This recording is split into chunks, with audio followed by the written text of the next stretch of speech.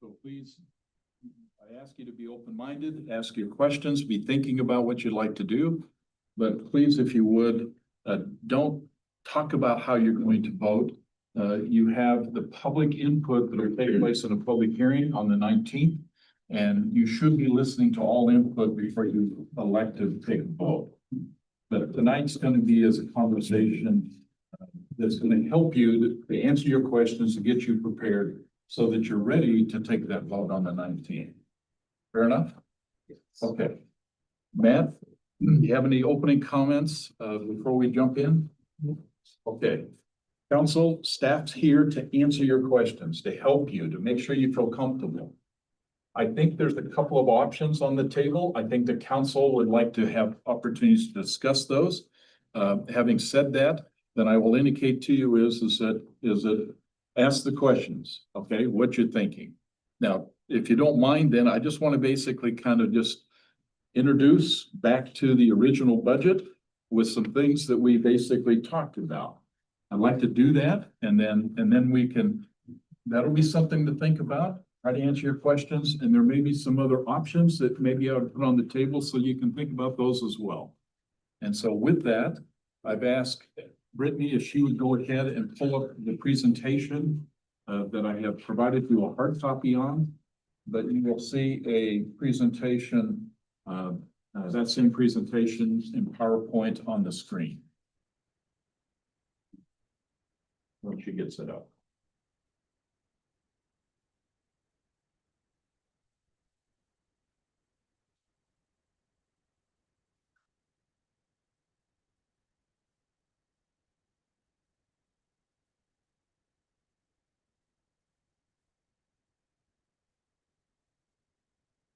Okay. As we went through the work sessions, as we read the budget document, there's some things, particularly some very important things that came out of that. And one of the things that came out of that is conversation about we can't seem to retain employees. You remember those conversations, okay? And there was some good arguments behind them. We're struggling. In the document you'll be seeing has some reference to that. But when it's in a public document like the budget document you have, the draft one, then it just didn't happen. This is a serious enough concern that they incorporated it into the official document you need to be considered. So I extracted the language out of that document to make sure you clearly seen this in this conversation. So here's the points I'd like to talk about. And then we'll try to answer any questions you have. And then other ideas that you have, I'd like to talk about those. So Brittany, if you can go ahead and shift to the next chart. These are the discussion points. I want to give us a little bit of background. I want to basically look at the data sources. I want to make sure we understand that piece of it. I want to talk about stopping the bleeding that's occurring in two organizations. I suspect it's bleeding in others, but certainly two have been very public. I want to talk about at least some information I was able to find in terms of trying to fix the general employee merit increase step program. Council, I'm going to be blunt. As long as I've been a council member, as long as I've been a mayor, this is the single biggest issue that has faced every council year after year after year. And we seem not to be able to fix it. Department heads historically have stepped up and simply says, I'm bleeding. You may not have been part of it, but I have, where in fact departments have come in and simply says, I need special attention. Sometimes at the middle of the year, so not even at the beginning of a fiscal year, but in the middle of the year says, I'm bleeding, I need some type of a wage adjustment so I can stop the bleeding. It happens. And the idea is, why is it happening? I certainly talk to mayors at least once a month. All of us get together and talk issues. And I'm asking the question, it seems like I'm just talking to people that don't have a similar problem. Why us? But we're going to dump into that. And then we're going to talk a little bit about public safety. And then I'm going to give you my recommendations, okay? And then we'll answer any questions. And then I'm going to ask those who may have other options to consider to weigh in on this. And hopefully this workshop will be one that's going to be productive as you decide what you're going to do on the 19th of August. Start. Okay, the proposed fiscal year 2026 budget states Royce City maintains or remains a strong financial condition. However, in order to balance the general fund budget, not the enterprise funds that typically most of Public Works works under, and Amber, I think some of your administrative people work under. Okay, we're talking about the general fund, which is where the property tax is going to go. And at 750,000 increases necessary or additional cuts would be required. We believe that number now is down to 450,000. And based on the information we have been given, the issue would be is the city, in order to balance the budget, needs a 9% property tax increase. That's what the policy states today. Since the council has not indicated, and I'm just being frank with you, so if you feel offended, please don't. I'm just telling you the facts. Since the council has not indicated any additional cuts to the general fund operation, one must conclude that some level of property tax will be approved. By law, we have to have a balanced budget. To get a balanced budget on this, you have to now, at this stage of the process, you're going to have to come up with a property tax increase. Unless you come out of the meeting on the 19th and says, Matt, cut $450,000 out, you have no choice. Not a lot of options now. This situation leaves the council somewhere between 9% and 28%, which come up in the last conversation in terms of where you set the ceiling. So you don't have some choices. Okay, and that choice will be hopefully manifest itself sometime during the 19th of August when we meet at 6 o'clock upstairs. Chart. Now, the proposed fiscal year budget states that the fiscal year 2026 budget indicates 2.5% COLA will go to all employees, accounting for about $415,000 of personnel expenditures. Employee retention has been the main focus of the budget this year. And we've heard that over and over again. We're bleeding. Over the past 12 months, by the way, this quote is in the budget document, so I'm not making this up. It's there. Over the past 12 months, we've had 25 full-time employees leave for other employment. This equates to 16% of our full-time staff. Over the past 3 years, we have had 80 employees leave the city for other employment. This does not include retirement. That's the issue. Okay.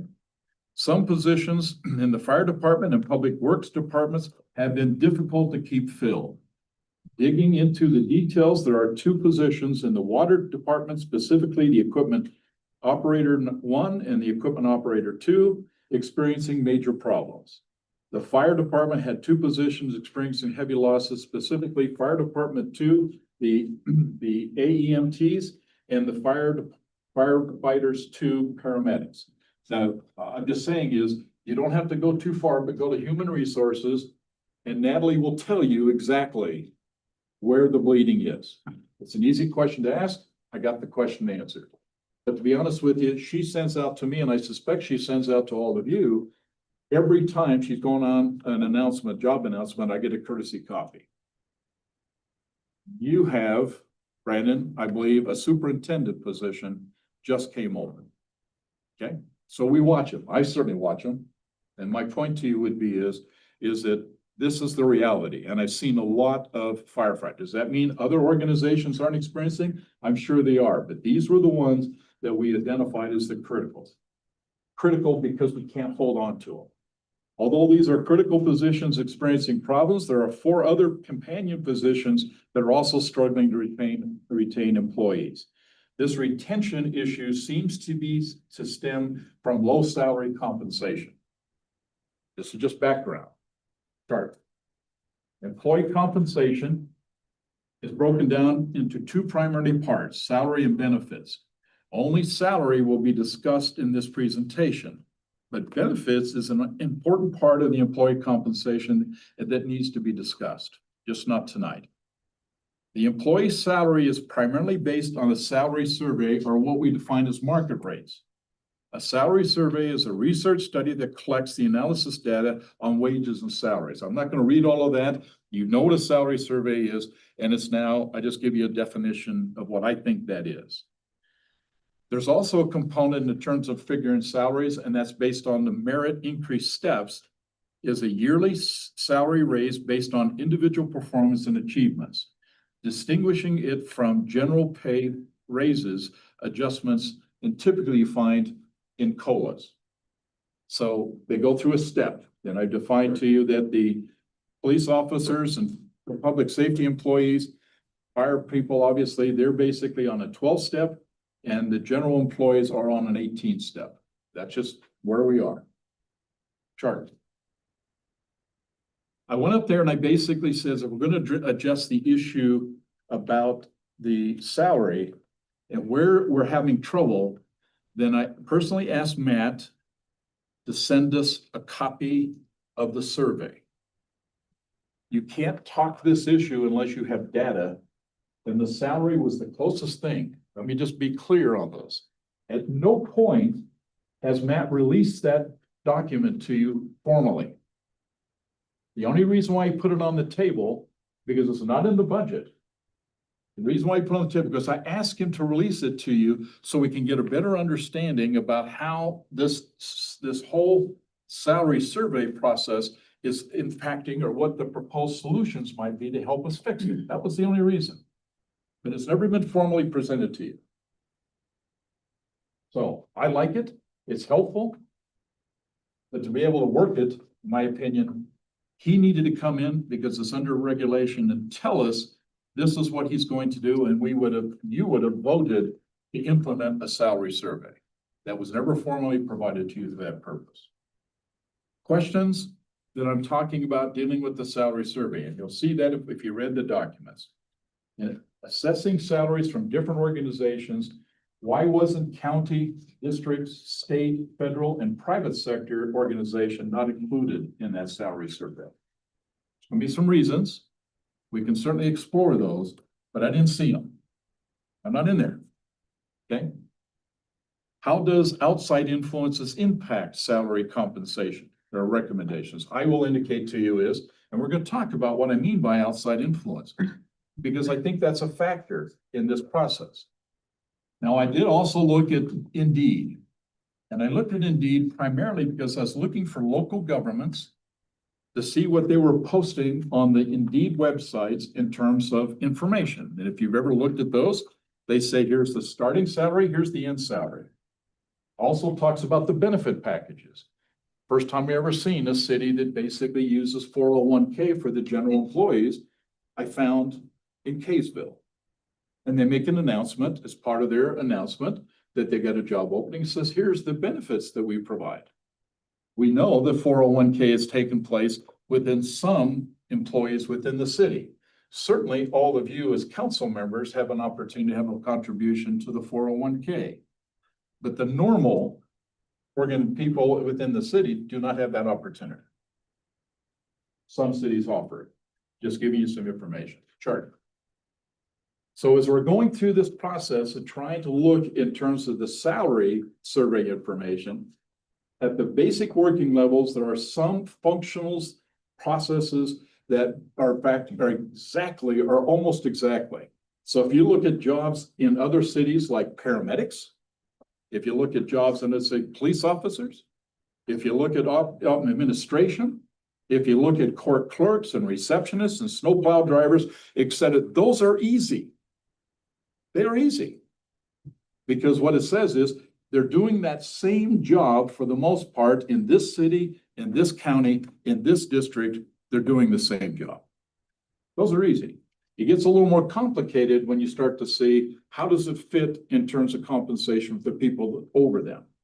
When you establish salaries for leads, foremen, superintendents, managers, directors, sergeants, department heads, chiefs, city manager positions, the salary compensation is a little more complex. These positions have outside influences that should govern salaries such as the employees, the size, the number of employees, the size of the city, the population of the city, the number of parks and recreational facilities, crime rates, financial responsibilities, major developments, all of those are outside influences that help govern in terms of the total responsibility of these managers, supervisors, superintendents. These are factors that are not always included in a job description because they change so often.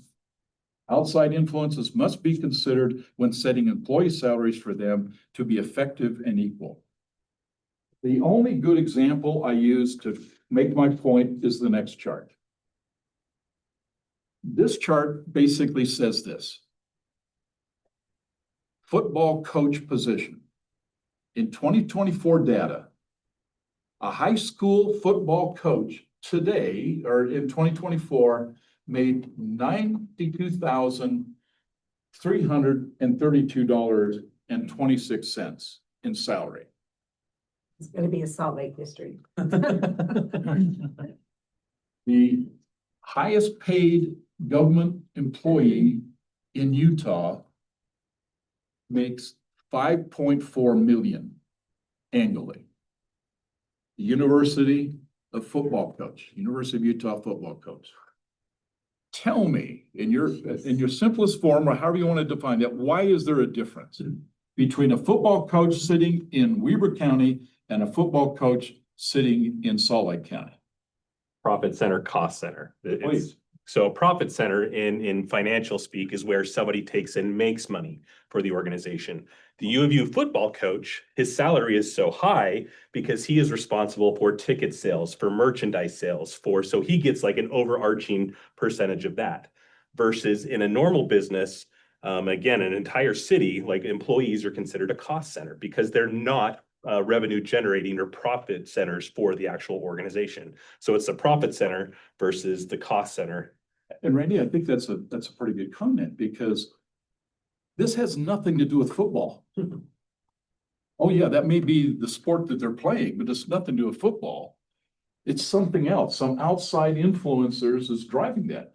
I don't know if you recognize $5.4 million, but that's an awful lot of money to pay a government employee. And that's exactly what's happening. Okay? And it has nothing to do with the fact is they're playing football, because Ann will tell you she loves football. They're playing probably with the same number of people, aren't they? Same goalposts sitting so far away, same type of football they pick up, same referees that they need. Bottom line is the fundamental components of what makes football so much fun is not why the University of Utah football coach is making $5.4 million. It's because of everything else. Yep. It's the alumni. Okay. The boosters and. Oh, yeah. It may very well be people says, well, gee, Bob, the reason why it's happening because they're on TV. I think I've seen Roy High on TV playing football. Have Yeah, you? but they don't pay us to be on it. Oh, so there's the. Yeah, Yeah. no, And so some other outside influences having control over this. That's my point. Let's drop to the second one so I can emphasize that. Ogden Airport Manager in 2024 made $146,194. The Salt Lake City Airport Manager made $361,000 in salary. Why the difference? Well, it's a lot Scale. bigger airport. Yeah, It takes a scale. lot over a Yeah. lot more people, a lot more, What? he had a lot more, It's a scale. thing. personnel, I mean, Yeah. responsibility. People? Yeah, People, scale. yeah. They both fly in commercial airlines. They both have general aviation. They all have runways, right? The difference, as you suggested, is the volume. In fact, that Salt Lake Airport Manager also administers two other airports, one in Tooele and one further south from Salt Lake International. So the span of responsibility is broader, more complex, more issues. It has nothing to do with the fact is they're landing airplanes. They both land airplanes.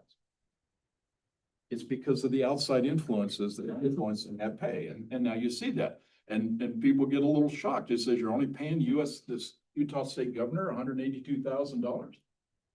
May I suggest to you, without being personal, there are employees in Roy City that make more than that. Interesting part about that, and the President of the United States only gets $400,000. Wow. With all their responsibility? No. Bottom line is, I'm just saying to you is, it isn't about just doing the job. It's the other components that add to that, that helps us to get a better feel in terms of what we're actually paying for. Chart. So when you look at it and you start to looking at those outside influences, then things like that makes a difference should be considered. There's Roy City, there's our population numbers, there's the size of the city in square miles. And then you say, okay, that's what we do. And is it in the survey? Yes, it's there. But Bountiful is also there, and Bountiful has, interesting enough, more people, 45,000 people, more land, has an electric company. They manage their own electric company. They're in the survey. And you start to say, so when you look at those functions and you simply says, well, what is required for the manager or the administration manager or the other people in a leadership role to be able to run, are they the same with Bountiful and Roy? And the answer is no. Not directly. There are some similarities, but no. When you drop down there, so you look at Freeport and you look at Centerville and you look at, I mean, it's all there, Kaysville and North Ogden, all of those places on there where I marked yes means in our survey, it's basically in there and we're being compared against them. The irony of that whole process, one of the comparable elements in that process is Ogden. Ogden has 87,000 people, 27 square miles. And yet some of the positions that are being assessed in the survey is in fact, we're being assessed with Ogden. And yet Ogden has a BDO, which obviously takes some requirements. It has a homeless challenge, okay, that is off the charts. It has an airport. And oh, by the way, did you know that Ogden has a completely different government? And that when they basically do an assessment, they take an assessment off as a administrator and not a manager? That's a completely different job. And yet you look at it. And then you walk down and look at Riverdale. It has a heavy commercial, not a lot of people and not a lot of space, but it's in there. South Ogden, Syracuse, West Haven. West Haven is not even in the system. Washington Terrace is not in the system. Woods Cross is not in. And what surprised me as I go through this, nothing from Weber County, nothing from Davis County. And Chief, I'm just telling you right now, nothing in that survey compares us to any of the fire districts around. Nothing. They're just not in there. And we certainly don't look at Farmington and we don't look at North Salt Lake. So the things that are around us that you think we should also look at comparison, we should do that. Now, why is that important? And the answer to that question is the next chart. And in the next chart, it says, the rule of thumb is at least 30 data points for a minimum sample size to establish a statistical significance. I'm saying to you would be is that we have one, if we're lucky on some of these, one place of all of the places around us, only one position matches ours. And that happens to be, in this case, in public works. So one of the maintenance techs in there, in fact, a tech one, we're saying the salary is at $17.57. It's proposed under the salary to go to $480. Why? Because there's one position in Ogden and they pay them $22 an hour. That's the survey assessment. And how about the next one? Maintenance tech, electrical. There is, in fact, it's $26.21 today. They want to raise it up to 5.2, so $5.20 an hour. And oh, by the way, there's only one other position we could find in the system, and that's in Centerville. And they happen to be paying that person $31 an hour. So what is the survey suggesting? Raise it to 31. So we're going to pay an extra $5.20 because there's one city that has one position or two positions, and they're paying them another $5 more an hour. So our survey says increase them. We can talk maintenance survey, we can talk GIS techs, we can talk about stormwater. Oh, I love the stormwater supervisor or superintendent, Brandon. There's none. Out of 12 cities looked at, there is not one of them that matches. I don't know what's so unique about that position, but I find that somewhat concerning to me that I got a feeling they're dealing with stormwater and somebody's doing that job. Now, to Natalie's credit, she's taking these job announcements and these position descriptions and doing the best she can to match them to ours. And that's all you can do. But the sample size is way, way low. And you're not gonna like this one, Michelle. But the survey basically says we've been overpaying one of your positions. In fact, we've been overpaying two of your positions for a long, long time. The survey is suggesting we take a $3.65 cut. And the other one, a rec supervisor, we want to take a $1.53 cut. That's what we've got in terms of trying to find some stability in this difficult situation. Chart. So here's my concerns.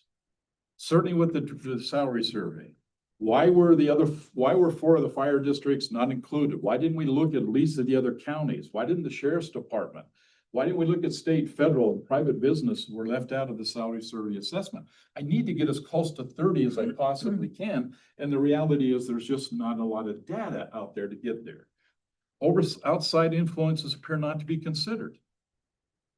I couldn't find any correlation. Why would there be a salary change for some positions when there's clear documentation the salary survey was only based on one source? One particular city had one that was similar. Some positions, the salaries indicated the salary should be reduced. How does that happen? Council, 3.5 years ago, you voted, okay, to give a out-of-cycle salary increase to every general employee, everyone who's in the general employees in the city. Cost the city $1.5 million. Everybody went up. Not everybody. There was a couple that got zero. I'm telling you, a lot of them. If you went back to find out, you're more likely going to find out that the positions that the survey says that they should be reduced, got advanced. And why are some cities not included in the salary survey? Why not Farmington? Why not some of the other cities that may be somewhat comparable? I'm just indicating to you, I have some questions. I think there's some answers that could be derived from this for us to get this more solid. So then I went to Indeed, and I told you I was going to do this. Next chart. I'm going to see if I can't find out exactly what is taking place. And here's actual job announcements out of Indeed. And as you well know, and you probably suspect, local governments like businesses will load those into this system in order for them to get the advertisement about filling it. And so I pulled them off there. An entry-level firefighter in Ogden, its starting wage is $54,000 a year and goes to $77,000. Not a bad wage.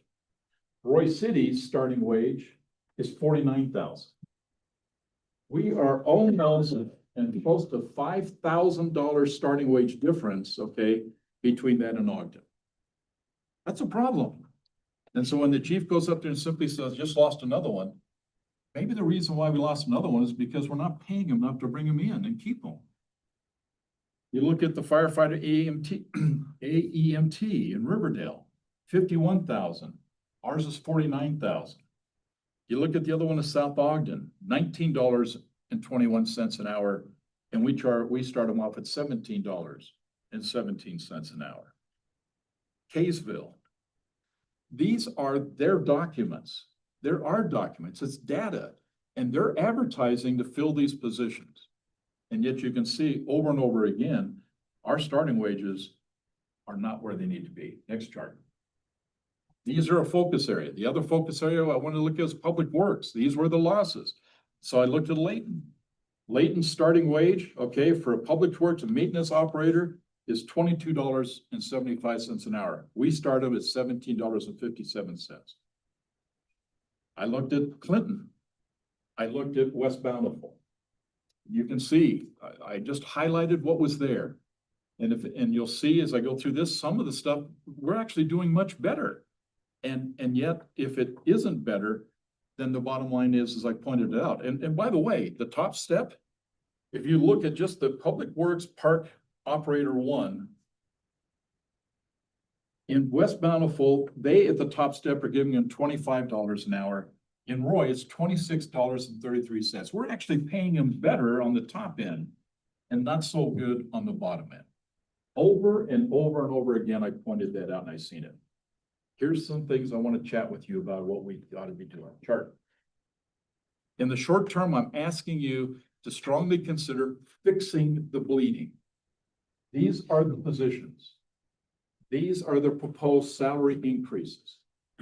I'm saying to you would be is that we're losing people, in my opinion, you can certainly draw your own conclusion. For those people who are walking in and between there and getting to a step 6, we can't compete. We just can't compete. We're not paying them enough.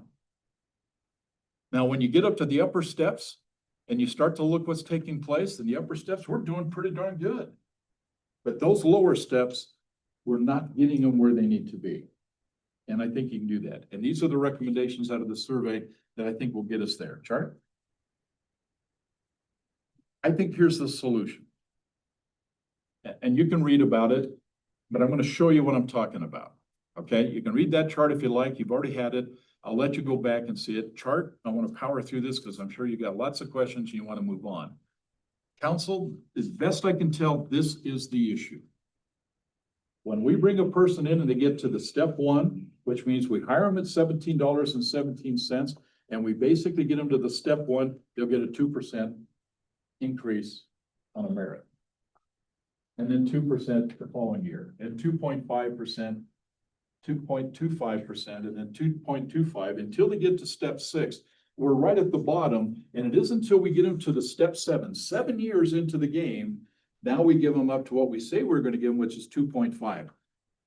If you can't keep the people in the first 6 or 7 years, I'm telling you, I can tell you why that's the case, because you can see what the problem is, and I'm going to prove it to you here in a minute. Now I'm just going to take a couple that are out there right now that I pulled up, and I gave you some other ones to look at. Chart. Here's South Ogden. South Ogden says on their general employees, we're going to start them off in that first step at 4%. And then we're going to categorically get them up there and get them solid at the beginning. And then we're going to phase that down when they get to the 18 years in. Now they're at 2.1%. But at the beginning, they're basically at the top moving down. You look at West Haven, exactly the same thing. And I give you samples of others to consider. Now, why is that significant? Chart. If you brought a person in at $17.17 like we did, and you simply says, okay, we're going to do it at in this case, it's South Ogden, and Roy City is going to start it, and we use our current step system and their step system. There is the reality. In the first step in the process, they're going to basically be 30 some odd cents ahead of us. They've only been there a year and they're already making 30 cents more. When you get to step 9, now they're basically making $2 more an hour.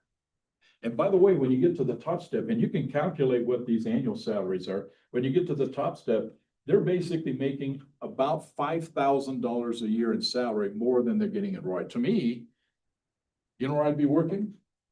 If I wanted to basically get this job, I'd work for South Ogden. Because in South Ogden's numbers, I can make more money in the long run. Chart. There's the conclusion. My recommendation would be is in this process, rework the steps in our general employees. Just rework them. And I recommend following the South Ogden and West Haven models, but I give you a lot of data in the documents I sent to you. You need to choose, but as a minimum, bring everybody up to at least 2.5. And by the way, that's not going to come without a cost. It's a cost. But I think if you ask any one of these department heads, what does it cost to retrain a skilled employee? And there's certainly going to be a heck of a lot more money to retrain someone if all we're being is a training ground for other cities, other districts.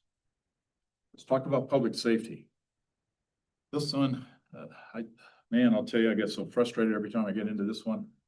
I'm going to tell you, it's not even out there. And when I read documents and I shared the documents, it simply says some cities, 2/3 of all the firefighters and public safety is what they said, don't pay Social Security tax. Shocked me, absolutely shocked me. And it still shocks me, okay? And I said to you in the document, I didn't pay it when I was working for the federal government. Never paid a dime. But that's 12.4%. That those cities, when they take all that revenue in, they don't have to give it back to IRS. Employee has to give 6.2, and the city has to match that at 6.2. They don't pay any of that. So they get to take all of that money that they didn't pay the IRS and they had to be able to direct that to salaries and benefits. 12%. And I gave you some numbers on the package. That's a lot of money when you're talking about 12% on a $66,000 salary. I'll let you make judgment on that. But here's the Roy City step process, and you can see it's pretty well level. They got it, step 1 through 12. So how do we compete with this? How do we make this work? This is a big issue. Well, let me show you the next one, chart.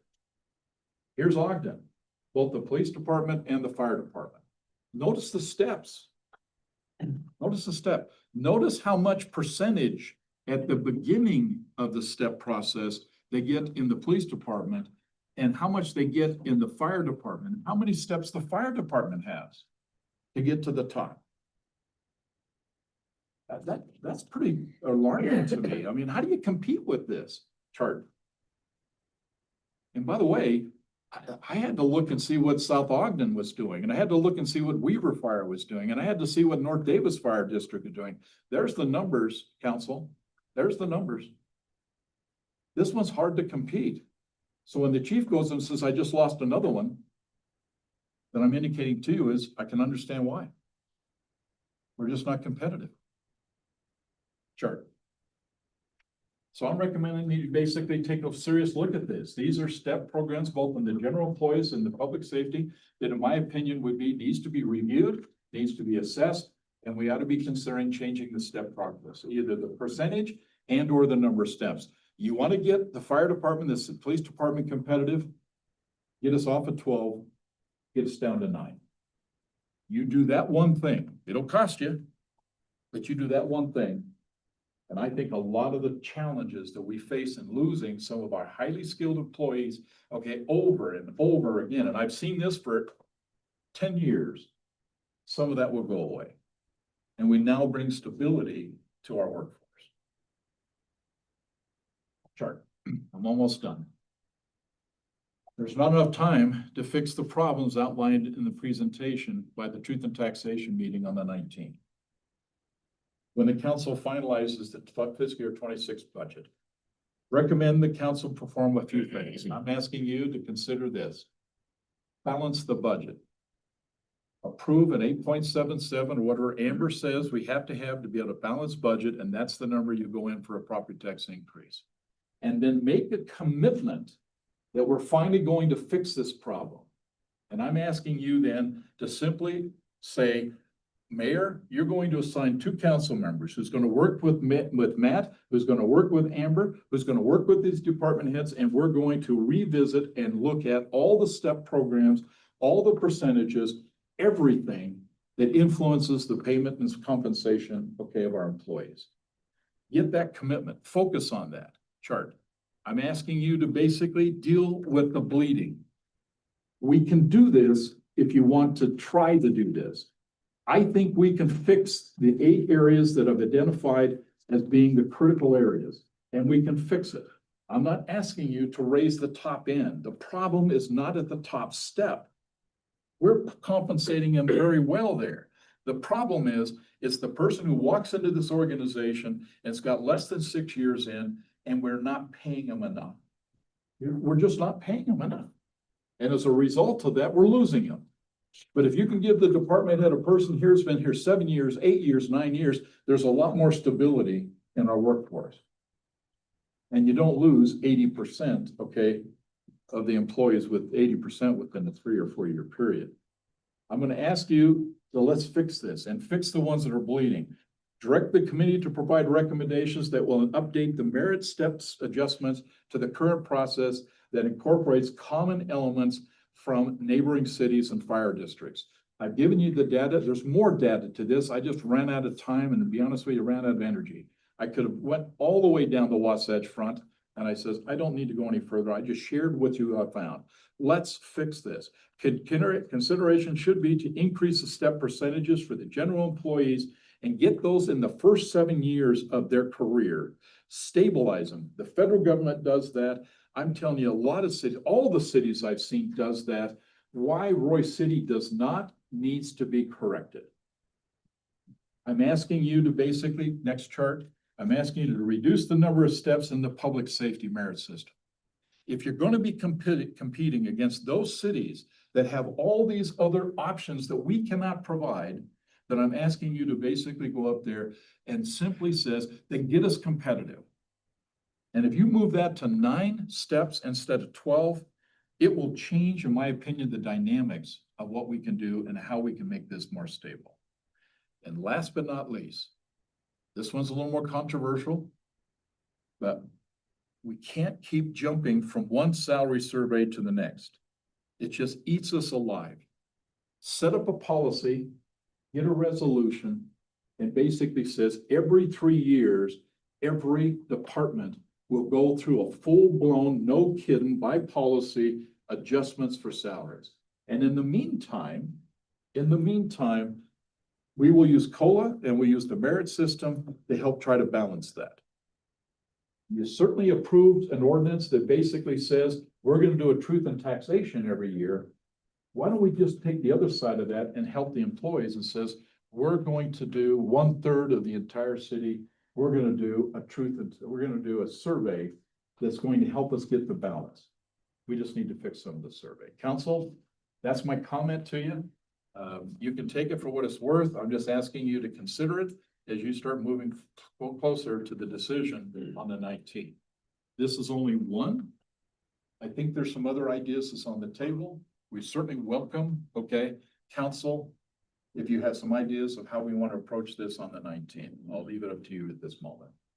I'd like to maybe interject just with a question, you know, when you talk about these changes, it's certainly going to come at a cost, you know, and we realize that because any of these changes are going to come at a cost, and we're hoping that our ship will come in one day. We're hoping we'll have economic development. We've got people working very hard, very tirelessly at that. But I was just wondering, at this point, if we're taking it this year, say this was February, or say this is next January, and the revenue that we have, the fees we've increased and the revenue we hope to get, we're pretty sure we're not going to have for a couple of years. What do you think? How do we pay for this? Or this cost? Because if we keep doing salary surveys or you know, whatever, and it keeps showing that we need to increase faster than we can have revenue, that means we either cut staff and or increase taxes. I was just wondering, you know, I know you've done a lot of research, what your ideas is. How would we pay for that, which we know is, we don't have a number, but we know it's going to come at quite a cost. What would your recommendation be? And I know you've done a lot of charts for us this year, which I appreciate. Yeah, good question, Diane. First thing is, let's just put things in context. The COLA, and Amber, you're the expert, so I'm just, if I say something off, please correct me, because I don't take it personal. COLA and the normal step increase that every employee will get will cost the city right around $1.2 million this year. Is that a fair statement? I don't know exactly how much the merit is, because typically as employees leave and we have turnover, it usually pays for the merits. And so the budget needs to come up with the COLA cost, which I have that amount. Yeah, the reason why I say that is because it was stated in a meeting that to do the complete survey will cost us $2.4 million to do the complete survey adjustment. And by the way, when I say that $2.4 million, it's not a budget issue. It's not a COLA issue anymore. And it's certainly not a merit issue. We're rebaselining everything. So when you do a salary survey, you rebaseline everything. And so that was $2.4 million to come out of a meeting. Actually about 1.7. The comment was 2.4. But, and again, more data is needed to be able to verify exactly the impact. But even 1.7, you're taking a 20, correct me if I'm wrong, it was stated in a meeting that to get, we got a 1% property tax increase is $50,000. So to get to well, how about 1 million? How much of a percentage increase will it take just to get to 1 million? 20%. 20% property tax increase. And by the way, this is new money. So it's not like old money. We have to have new money every year just to keep up with the COLA and the merit increases. If it's over 1 million. So that's a 20% property tax increase every year.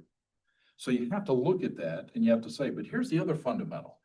I am telling you, some of those wage increases that are coming out of this process are doing it based on one sample. Centerville, Ogden, whatever, and they're new. I stopped looking. One sample, some, no sample. There wasn't anybody out there that had the same position. And so you have to go back to the data and says, is that number right? Because that $5.60 increase an hour, because Centerville had a person they hired, just a person they hired, just paid $31. They started at $31 and we're paying $26 to match that one sample. The system says, give that person a 5 points, just so they're equal. Well, who says that particular position is supposed to be at $31 an hour? Maybe it's only supposed to be 28. I share that with you because one of the superintendent positions that's in there, they showed 3 cities that basically have a similar one, which means Natalie looked at the job posting, looked at the position description and says, these are matches. The 3 cities are Ogden, Layton, and Clearfield. Interesting enough, Ogden has 87,000 people population. Layton has 84,000 people. And Clearfield is as close as we can get, okay, to us. And by the way, they didn't want the $8 an hour increase. If you took that increase and compared, when you average those other cities, those high ones, which have circumstances that's probably driving it. I mean, if you've got a service, Brandon, if you're servicing 87,000 people, I would think you probably need a few more people, right? And more than likely, you'll probably need a few more supervisors over those people. And your span of responsibility for 87,000 people and households is probably going to be a lot broader. And I think the repair you need to put on that equipment and how many times you got to get out there and fix the roads and how many miles of roads you have to work. My comment is that that particular position maybe is justified in Layton and Ogden. But we're more like Clearfield. And by the way, Clearfield was about $4.50 less than those other cities. So why are we basically bringing Ogden and Layton into this conversation when it appears the outside influences may be biasing that outcome? Yes, it's the same relative information on the job announcement, but the bottom line is it's not necessarily the same job. Why? Because you got more population, you got 27 square miles, you got a whole lot more that's influencing that outcome. So maybe it's right for Ogden and right for Layton, but it's way too much for Roy. But that's not how the system works.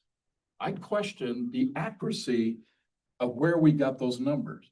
And I think that has to be flushed out. I think it has to be looked at in order for us to provide what appears to be a fair assessment. So I see an opportunity to reduce that number down where it's manageable. Now, how do you come up with $1 million if you're not doing property tax? That's the age-old question, Diane. And the saddest part about this whole conversation is, and I apologize if I offend you, but since probably 2022 or however long it was, I have been telling you, I have been sending you reports. I've been saying to you as a council, as senior staff or the staff that got the report, that we're in trouble. We're in trouble. And why are we in trouble? Because although we are spending, people in Roy are spending more than they ever have spent before. The money is spending. The fact of the matter is, because we're on a 50-50 distribution of sales tax revenue, we have straight lined. Okay, our revenue. The single biggest revenue coming into Roy City is straight lined. And when you have straight lined on the major source, the only choice you have to work with is either cut services, which means cut people. Yeah, had that conversation in January and February, or you basically use property tax and fill in the gaps. That's the only 2 choices you got.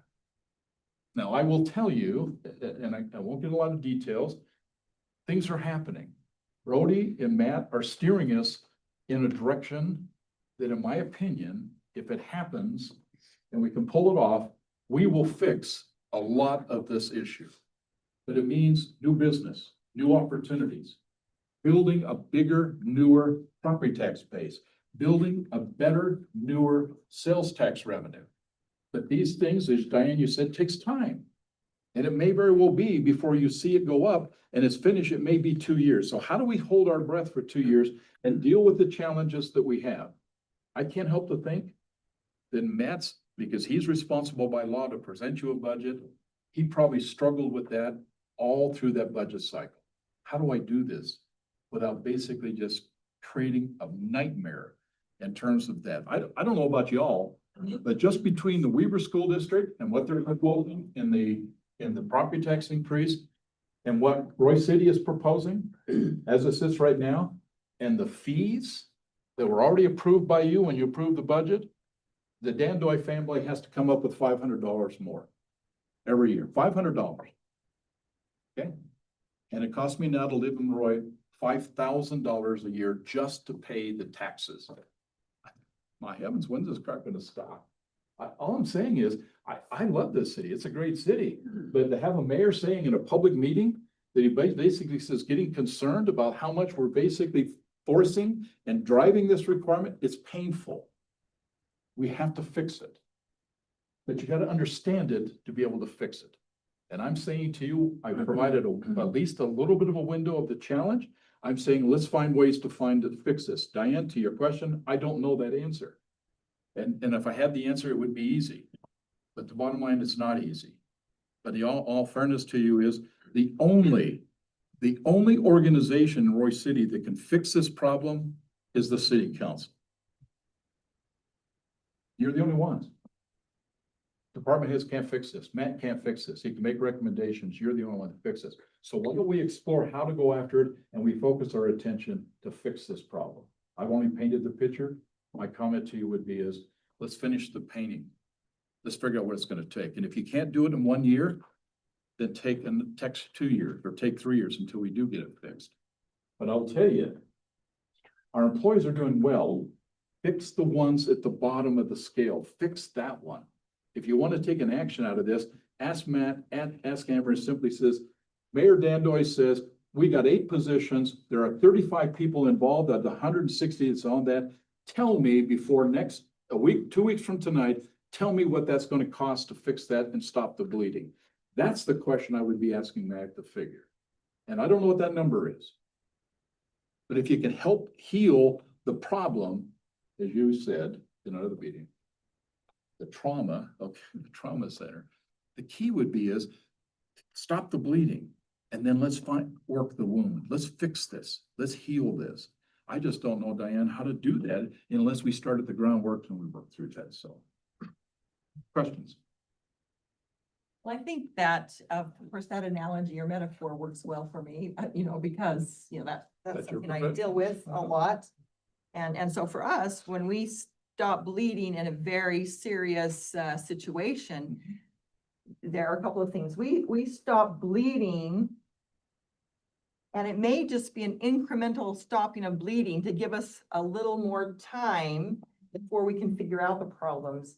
And so I guess I find myself a little concerned that we don't put enough direct pressure initially, because if we don't fix the bleeding, in my opinion, is we need a little more wage adjustment than just waiting until January. So I see that maybe we need a little bit of that process, because if I don't put enough pressure to at least keep the person alive while I'm figuring out what the problem's gonna be, then I've lost a patient that if I could have just given a little bit more, could have given me a little more time to kind of get that full solution. So I think that certainly it's gonna be a combination of steps. You're right. We're not gonna be able to do this all at once. It's gonna have to be a stepwise kind of situation. And maybe as part of that, maybe, one of the ideas that Randy and I, maybe this is the time to bring that up. Perfect. Randy and I have kind of talked about a way, because one of your concerns is certainly the lower end needing a little bit more help than the higher end. And we've got to be careful with things like wage compression and keeping things, but at some point in time, we have to start. So one of the ideas we had was to take a percent of that COLA, take what that pot of money is, and then instead of using the unit as percent, use the unit as dollar, because we want to be equitable and fair to everyone. But if we use a dollar unit instead of a percentage unit, and we give that to everyone, the people on the lower end will end up with a higher percent of a COLA, which kind of helps that concern we have. The people at the top end won't be quite as much, but hopefully they've got a little more life left in them. They can kind of help us through the rough times. So for example, like a 1.5% COLA gives us at about $250,000. And if you divide that by 161 employees, that gives everyone an equal amount. And with that, then we can have a percent that helps that difficult time, not something, a solution we can use year after year, but I do think it can help us through this tough time where we're trying to stop a little bit of the bleeding. So, you know, Randy has maybe some more input to explain that and kind of go over that. Yeah, no, when we talked about this, again, the overarching concern, and I actually had the same with the mayor, and this is meant to be in any way, shape, or form disrespectful to our upper management. But when you look at everything from a pure percentage perspective, everything would float to the top.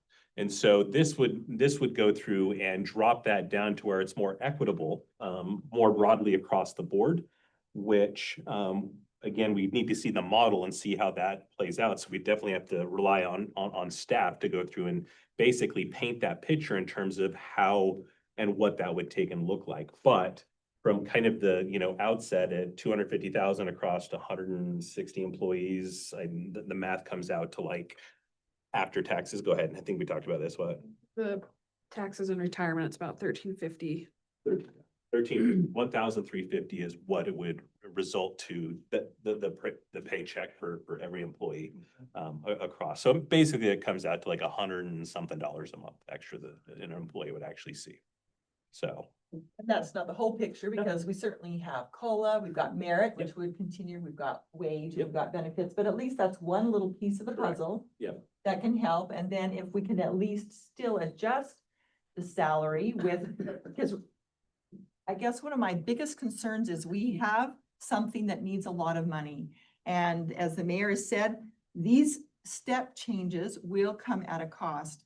And right now, if we go with the 9% tax increase to balance the budget, we still have to use that $550,000 from our cell, which automatically gives us an 11% tax increase next year. And I don't know who's going to be in these positions next year, but I find myself very uncomfortable and I feel myself, I mean, it's a slippery slope. It's not something that I can feel conscientious about to do that. So I believe we really need to take the $550,000 out of the picture because now we're just indebting ourselves. We've talked about kicking the can down the road and we are upset because the can was kicked down the road. Now, I don't want to be part of that and contributing even further. I know we can't fix it as much as we'd like to, but that's one of my biggest concerns is putting us at even deeper into deeper problems. Right. So. Yeah, and that's the thing too, is again, it would be incredibly disingenuous for, again, there's only one or maybe two of you that have any chance of being on the council. So all of the candidates that are here tonight, welcome to the show, because if we turn around and we pass the budget with how it's currently stated, you are walking into a double-digit tax increase next year because we're leveraging and utilizing one-time funds. And I can't, in my conscience, take and pass that burden on to you because it's going to land in your lap. Regardless of who sits in these seats next year, somebody is going to be looking at a double-digit tax increase just to get back to an even playing field. And so I think we're already from, if this is, I think what we've talked about directionally is we're already looking at the 9% just for the, again, let's not call it COLAs, let's call it, I don't know, we'll figure something out. And then the merits on top of that, that's already going to be at a 9%. And then at the 50,000 per 1%, you're looking at like an 11%. So that's pegging us right automatically. Again, we're not trying to set the tax rate, but I'm just trying to paint the picture of the reality of where we're at. We're already sitting at a 20% tax rate. that we're going into the truth and taxation, just that's what I, again, I'm not saying that I'm voting that way, but that's just to balance the budget for whoever is sitting in the seat next year as well. Is for merit and COLA and to adjust for the use of the one-time funds, because we have to back that out. We can't rely on those because they're not going to be in there next year. We have, when you look at all of the recommendations, we as a council have gone through and we've adjusted the fee structure. We don't know how that's going to land or what that's going to look like from a revenue generating perspective. But we can't bank on that now, but we can use some of that because we have taken the steps in the correct direction of taking and updating those since we hadn't done that in decades.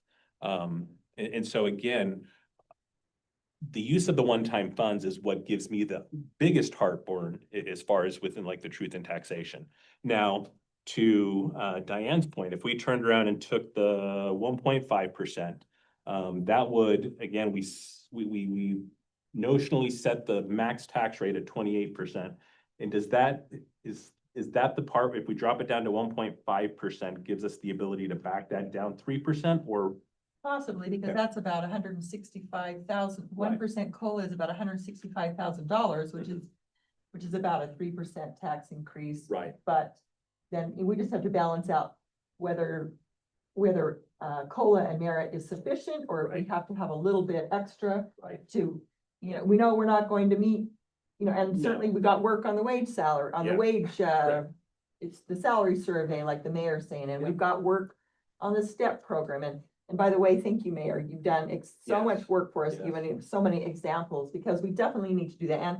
And that, you're right, that's not something we can do in 2 weeks. That's going to be a project that probably will start like our budget, workshop started this year, but at least we've got a direction. And by the way, I know it's been frustrating, Mayor, but I want you to know, I really appreciate that you got it started in January, because it's allowed at least me to be up for, to get in and dig and see where some of those problems are and realize that we do have more work. And hopefully we can just do a little bit at a time. And I'm not sure that merit and COLA is quite enough at this point, because I don't know that that's gonna be, enough pressure on that gauze while we're waiting for the full diagnosis. But, I think that, if we can get a little extra oomph, hopefully then people know we're at least moving that direction. Well, and then again, somebody gave a really good analogy of a golden goose. And the use of those one-time funds would help to, fatten that goose for later years. But I also, there's also the notion of since we do have these one-time funds, what are good uses of that?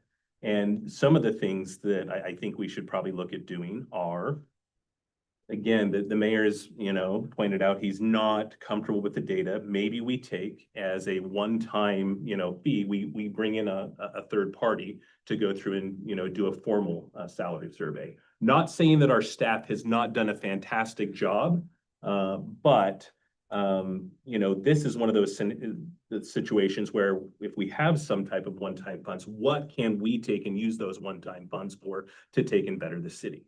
I think, Randy, to your point, I think there's some real merit to that. I think the conversation is, I guess my question is, what kind of numbers are we talking Right. about? Do you know what the numbers are? Sure. Well, and that's again, what we needed to come out of this. Yeah. We're talking about one time, and I assume what you're referring to is the purchase. We sold a piece of property. Your concern is about that property. Yep. Because we used it to balance the budget. That's in the balanced budget. That is in Okay. the. How much was that money? How much 500. was there? 40. Like 500. 566,000. Well, the amount we get is about 566,000. Right, I because thought we it was have to offset. 540, but. Well, signed the documents today, so Yeah. I'm So you like. tell us, for you. Well, but there's the original acquisition cost that we have to back out, and then that's our net profit from it. So that's what we don't know. Is that what you're getting at? What I'm getting at is that we're making decisions without data.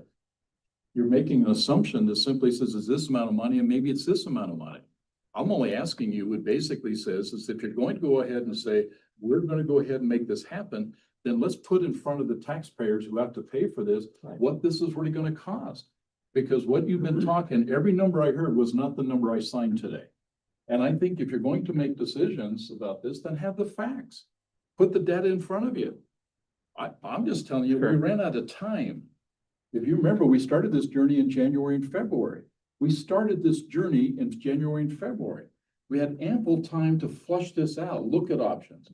There are some opportunities we think we can do some cut. I ask you, not a popular one at the time, hire freeze. Just stop hiring. And if you basically we'd stop hiring, we wouldn't have this conversation right now. And I'm telling you, I was here and seen the city operate when there were 10 less people. I can show you the numbers, I can show you the year. I gave all that information to you. If we would not have hired those 10 additional people for whatever reason, we still got the safety, we still will do a great job. Public Works did a great job. Our Parks and Rec administration, they did all of the great stuff. We did everything we knew, but we had to have more people. And as a consequence to that, it kicked us over. I can show you the moment in the year when that happened. So the point is that there are some things we can do, but all we're saying right now is we're talking about, here's the numbers, here's what we want to do. And I like it. I like to know the details because at the end of the day, on the 19th, there's going to be a room full of people that's going to say, here, tell me what it's going to cost. Now, you don't have to tell them specifically. The law only says you have to tell them how it's going to be spent. But I would certainly hope that basically at the end of the day, we know as a council what we need to do. And I would recommend that if you're going to come up with an idea, then you tell that man right there today, tonight, that says, that's what I want from you, so that when you meet again on the 19th, you have the data to support your position. What I'm hearing is it 28%? Is it 3% less than that? Sure. So Find the data. So out of this meeting, we had to give direction to staff what we wanted to see on the 19th. Is that kind of what you're getting at, Mayor? I'm just saying, Yeah. is that have the data to back your position. Right. And so Because The right. number that you basically been talking about, what we got on the sale of that property is not right. It's higher.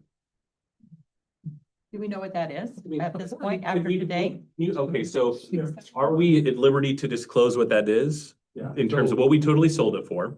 We sold it for $765. There was a cost basis. There's a cost basis of $139.34 that has to go back into the water fund. However, legally, we can only transfer what's in the water fund. We can't transfer more. So the total is $560 and change. Another public hearing to increase. Or you can increase it to the $634,066, but that has to have another public hearing. Okay, so So- and it's 560,000. 500, that's what we used to balance, correct? Is what Right? okay, 560. So what do we Great. do with the money that we just gave Public Works? Because it went into their budget. The water fund, right? Yeah, it's water fund. And what do you do? with Water that lines. money? And how does that play in this conversation? Correct. Because in all fairness, there's the golden cow right there. There's the golden goose. That gentleman right now doesn't need any property tax for him to raise the salary of his employees where he needs them. He just needs your okay. It's the fire department, it's the police department, it's the Parks and Rec, and it's certainly part of the administration that needs it. All I'm saying is that this is a complex discussion. And what you're talking about is you're talking about how much you're going to ask the citizens of Roy that need to pay to work this. I would just like to have some numbers that says it. I have a number, 8.77. Amber told us that. She may have to modify that now. She's got the data from this county on what, but she says 8.77% property tax increase. That's a number I can live with. I can understand that. Everything else is hypothetical. I think we can do this. I think we can do that. I'd like to know. So, because that's where it's really going to come in to help us to understand and more importantly, defend whatever the council decides in terms of a property tax. But the one-time funds we are acknowledging, we're saying that that's what we balanced it against. So that's also part of the realistic full picture. But I will tell you, Randy, in the course of the conversation that we had, and we went through this initially, it was made pretty clear to me, and it certainly was made very clear in the conversation. I think the public record will show that we were never going to basically deal with that one-time money in this budget process. If you go back to your actual document in your last column, it says the sale of real property as one of the solutions. Don't suggest that it's not, but we talked in January and February not to let that happen because Matt and I said, the last thing you want to do, and I agree with you, is to take one-time money and then use that money to solve this problem. You really need to basically not do that. And so I agreed with that. So there's even misunderstanding in terms of what really started this whole conversation in the beginning. I was under the impression we started the conversation in January, February, excluding that. And by the way, these extra funds, there's extra funds in the budget that we don't touch, and fund balance is only one of them. There are extra funds in other places. Maybe we put it for capital improvements. Maybe we talk here. There's lots of money in there. There's certainly a lot more than $3 million. I gave you a document, okay, way back in January that broke those out. And if you look at that document, you're going to see there's a lot of money that's sitting in there. It just happens to be sitting in certain places. Now, I recognize, you know, Class C road funds, you can only spend it in a certain way. But there are some things you can do. I'm just saying this, if you can, between now and the time you're gonna face the public for this, and you will face the public, get the data. Have Matt give you a clear idea of what you want to do and how you're going to do That's it. a great idea. Then we can have options. You Yeah, can say, like, yeah. if we have But yeah, this that's much what of I, a tax increase, then it will cover this, this, and this. If we have There you this go. much, that Yeah. way we've got options. So You got options. maybe if that's something Amber and Matt would be willing to do, then we can say A, B, C, or D, or whatever, how yeah, many yes. choices we like. No, So, agreed. I like it. yeah, And then It- you can back it up with data. And more Right, importantly yeah. is every council member here, not the one that's talking between his, but everyone that's not talking a lot will now know what those options are and what it's gonna cost.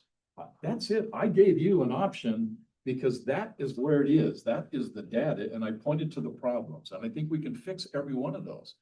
But your idea has some interesting ideas to it, and that's fine. Just lay it out so that the council as a whole can simply agree, this is the best option and the best things for Roy City. Right, because we don't want to lose, like, we have Yeah. firemen and policemen yeah. and employees waiting to see what we're gonna do because they've already got offers to go to other cities right now. Yeah. Exactly. That they can leave, so I can't see us, not being able to, I know 2 years down the road, we do have bright things on the horizon. We have a lot of property taxes we're gonna be getting in. I mean, look at all the 6,000, the 5,500, all the places that are gonna, we're gonna get revenue off of, you know, for property taxes. But right now, we've got to do something in order to retain the employees that we have now. I mean, I know in my family and where I work hard to try to get those raises. And everybody probably in this room who's had a job feels that they do a good job, a good performance, that they deserve to be compensated for it. And I think that's what makes Roy such a great city, is like, you know, a place where everybody wants to stay. And Barron's like the father of all his employees. They come to him with their problems and he wants to keep his family together. And they're all just waiting to see what we're gonna do and to try to keep his family together. And I just think that we're gonna have to just talk with Matt and Amber and try to figure out the best way to do that, to keep our employees here. And that's what makes Roy a great city, is people want to stay here and work here because of the you know, the hometown city feel. And so, I mean, I appreciate all the data, Bob. I mean, you are amazing with everything that you do and everything that you show and all these charts. It's mind blowing to me that you can do all these. But I just want to be able to keep our employees that we have here and do whatever we can do. So you know, I've talked with Matt about a couple things. I talked to Amber today about a couple things and talked with Diane on the phone. And so we've got a lot of work in the next couple of weeks and try to come out with the, you know, a fair property tax increase of what, you know, what we can have. I mean, I'm on the Social Security. I don't want to have a huge increase every year, but I can see the future is looking brighter all the time for a lot more revenue coming in to this city. And I just think if we can just hang in there a couple of years till some things come through, try to work some things out. I just think that, just have to get with Matt and Amber. They're the brains of the operation. they're the money people and know all the numbers, and we can give them our recommendations, but they might look at us like, what? No, so I always look to them, because Matt and Amber are the ones that know what's best for the city and knows what's gonna keep our firemen from leaving, our policemen from leaving, and hiring other positions to keep our city running. So. And everything you say, I agree. Here's the hard part. The hard part is until we went down this path, and I've been here longer than you, I never knew what I found until I did the research. Right. I had no clue. And so for years and years and years, as we faced the issues, I kept saying, why? Why was this happening? And I've heard over and over again, department head says, I'm losing my best young people, and they're Right. walking away. The foundation of the future of Roy is walking out of here. And the word, we train other cities' employees. Right. And I said, why? We're all in the same boat. Why is we so different? And then as you look at what's happening, when you look at what you're compared to, you look at Ogden, what they're doing, you look at the fire districts and what they're doing. You certainly look at what other cities that I talk to them all the time. And the strategy, both in my old job in the federal government and the jobs, okay, they're almost every city, they are fundamentally different than Roy. If you're going to fix this, fix that. Right, I know we need to fix the Fix it. wages and I mean, when I went to my mosquito abatement meeting and showed the guy that I sit next to that works for, the fire department in North Ogden, and Darren had given me his charts, and I said, this is what we start our firemen at. He started laughing in my face. Are you kidding me? That's how much you start them out at? I can't believe you can keep anybody there. Obviously, we don't lose anybody to Clearfield. And so we're losing people to Layton and Salt Lake and Ogden. And so we've got to do something to fix that so that they want to stay here in Roy. They want to stay here, but money talks. I mean, if Okay. they go home and their wife, they're like, I can get $7,000 bonus if I go to Ogden City. What wife is gonna say, no, but you love Roy? I mean, they want the money. They have to go where the money is. But the other side of the coin is that I've got documentation that says that some of our most senior people are compensated fairly. I got Right. documentation that suggests is the top 10% of the employees who are going to get the COLA that's been approved, hopefully will be approved, and certainly the merits, assuming they have not reached the top step, they're gonna walk out, average about $6,700 each. And that will be nice because we'll get a more complete salary survey, because right now we just have the draft, we haven't even gone through all that, so maybe adding that. And then that will help balance, because I think if our wages are tied with some of that information, then that's where the balance is gonna come in, because it's not going to be, one size fits all, of course, I right? agree, but here's the other part. Mm-hmm. Amber, you listen to this. Matt, you listen to this. If you could think you're gonna walk in tomorrow and have this formula worked out and figure this out here and set up I can't see this. I think you're gonna spend an awful lot of time between now and 2 weeks from now trying to come up with what appears to be some data that's going to help them to make the final decisions. I'm not saying it can't be done, but you're gonna work your things off. All I'm saying is there's a systemic problem and that we have to fix, and we can fix it. I'm just saying is, I think we pointed to part of it. There may be other pieces. But if you want to fix it so your fire department isn't leaving us, which is what's happening, if you want to fix it so the public works is not leaving, the police officer not leaving, then I say to you would be fix the merit system, fix it. And if that means you go to a 9-step instead of 12, perfect. You got to fix this. Otherwise, we're going to do the same thing I have done for the last 8 years. We come in here, we have people are bleeding, we fix them. And then we move on, only to do what? Come back again, okay, next year to do the same thing. It just might not be fixed in 2 weeks, but we should be able to, look, give us something to work towards and work on. And do it. For the next council and for the next year. That's certainly your decision. Right. But I would hate to think that basically we're just gonna throw more money, okay, at the problem. I'm saying to you would be is that if I told you your senior employees, okay, in this organization are well compensated.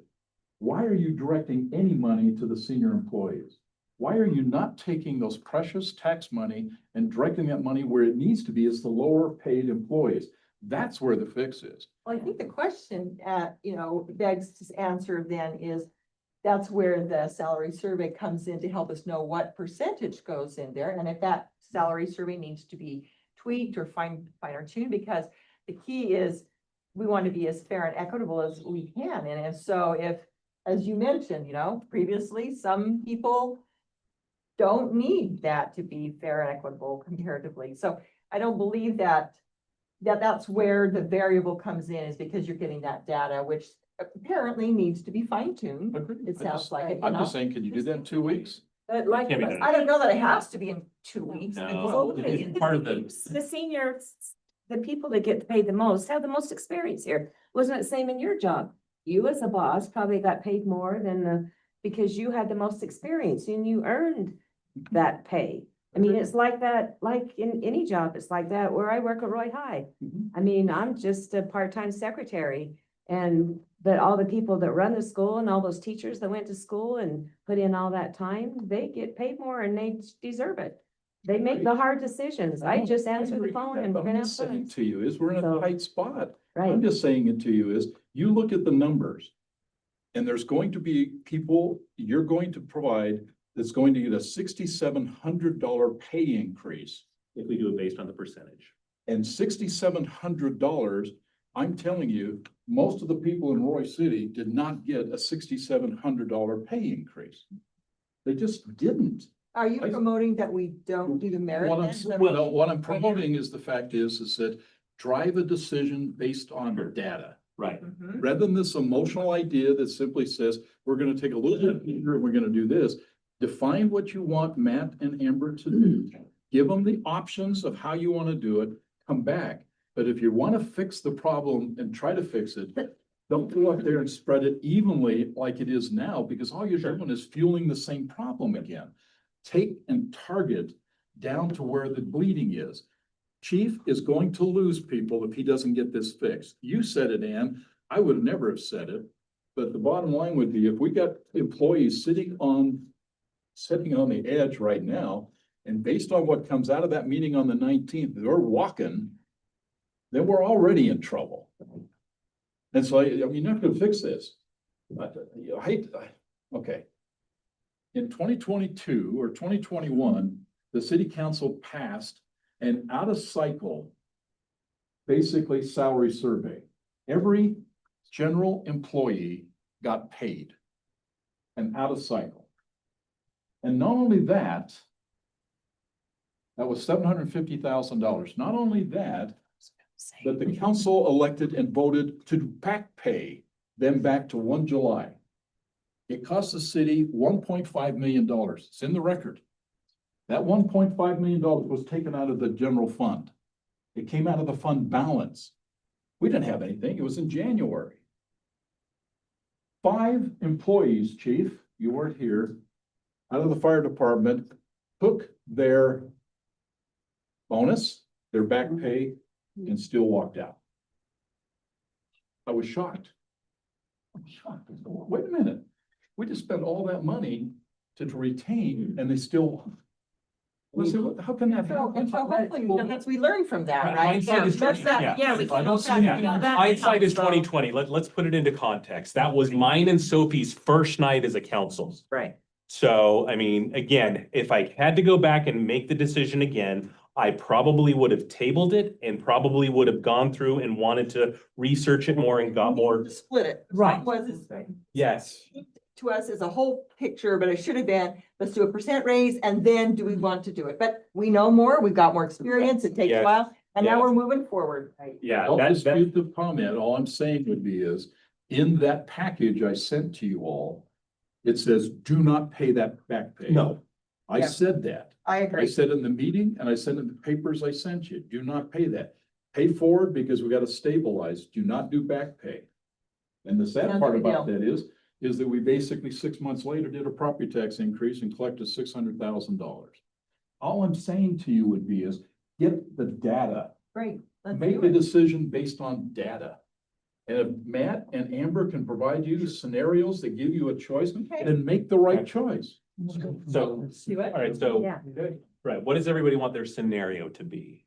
Yeah, well, we can just get with them. Well, Let's just Okay. talk to them after and let's come up with the scenarios. And I think, because I think the Yeah. key is, we just have to have different tax percentages and know what that buys us. What it buys us with the 560 and what it buys us without the 560, right? Yeah. And then if we've got a scenario that's different, then, you know, we let you know, but I mean, I think that's the way I see it.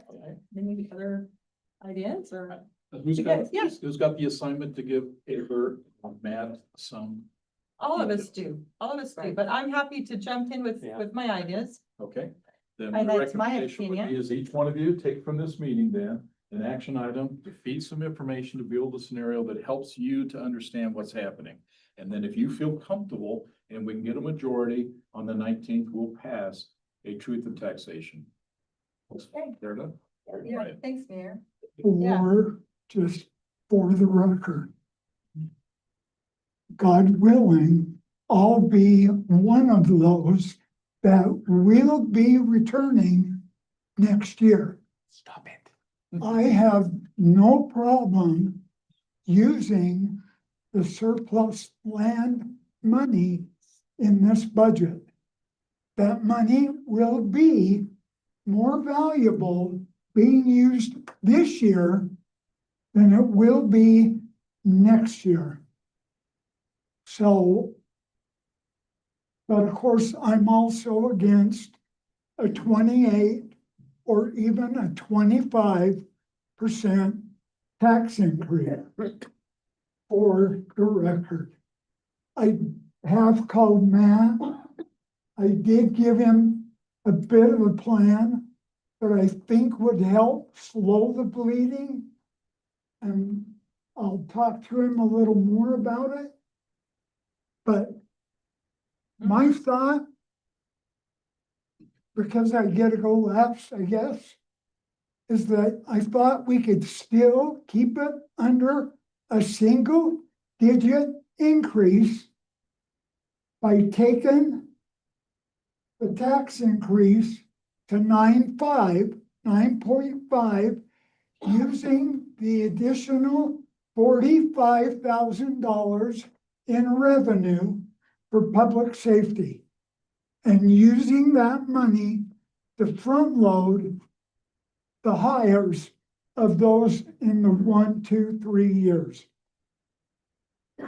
Anyway, just a thought. Yeah, that would be good because then they I can figure it out. already said We can kind of have that. that outline. Thanks, Yeah. Brian. Then my recommendation, Brian, would be is have them run the numbers, okay? And let's present that in Yeah. a formal meeting on the 19th.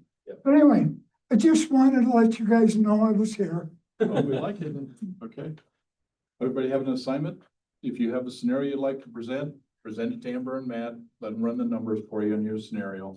And let's present that on the 19th. And then from that, we'll come out of the meeting with a decision. Fair enough? Yeah, great. Okay. Any other comments, questions? Well, Okay. I think we got a lot of work ahead of us for 2 weeks, but we also have a lot of work ahead of us. You know, whoever's here next January, February, because there's still a lot of work to be done. Yes. But we gotta start somewhere and I think this is a good place to start. Okay, any other comments, council? Thanks, Mayor. Thank you. Matt, any comments, questions? Okay, then. Do I have a motion then to adjourn? So moved. Thank you, Randy. Okay, do I have a I'll second? second it. Roseanne? Yeah.